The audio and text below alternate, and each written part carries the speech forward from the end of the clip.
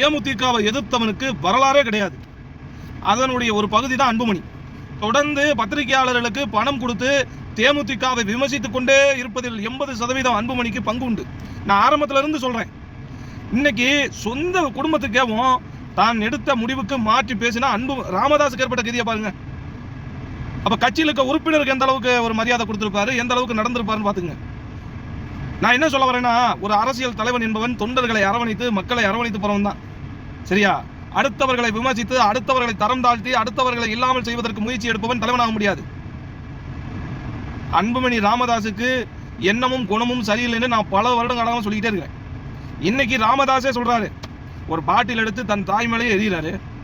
என்னை ஒரு மீட்டிங் போகும்போது 200 பேருக்கு மேலே நீ பார்க்கக்கூடாது, நீ இருக்கிற இடத்துல அவங்க வந்து பார்ப்பாங்க, நீ போய் பார்க்கக்கூடாது, வீட்டை விட்டு வெளியில் ஏறக்கூடாது என்று ராமதாஸை தொடர்ந்து 2 ஆண்டுகளாக முடக்கி வைத்திருக்கிறார் அன்புமணின்னு. அவருக்கே அந்த கதினா, அப்ப எங்களை போன்ற கட்சியை எவ்வளவு தூரம் விமர்சிக்க வைத்திருப்பார், எவ்வளவு தூரம் உள்நோக்கத்தோடு பயணித்திருப்பார்ன்றதை மக்கள் சிந்திக்கணும். வன்னிய சமூகம் சிந்திக்கணும். தனக்கு அதிகாரமும் பதவியும் கிடைக்கிறன்றகாண்டி எத்தனை பேரை பின்னுக்கு தள்ளி வைத்திருக்கிறார். இன்னைக்கு வேல்முருகனுக்கு காடு வெட்டி குருவுக்கெல்லாம் பின்னடைவுனா இதுதான்.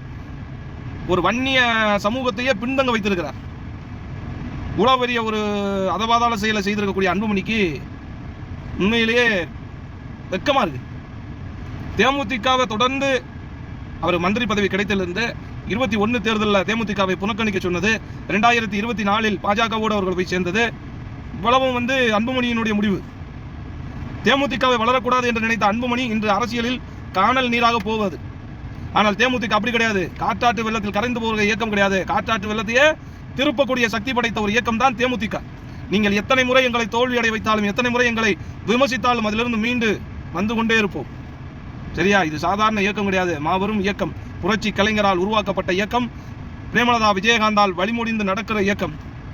தேசிய முற்போக்கு திராவிட கழகத்தினுடைய பட்டி தொட்டி எங்கும் கொடி பறந்து கொண்டிருக்கிறது. அதில் இருக்கக்கூடிய தொண்டர்கள் உணர்ச்சி வேகமாக நேர்மையாக பயணித்துக் கொண்டிருக்கிறார்கள். வருங்காலம் தேசிய முற்போக்கு திராவிட கழகத்தினுடைய காலமாக மாறும்.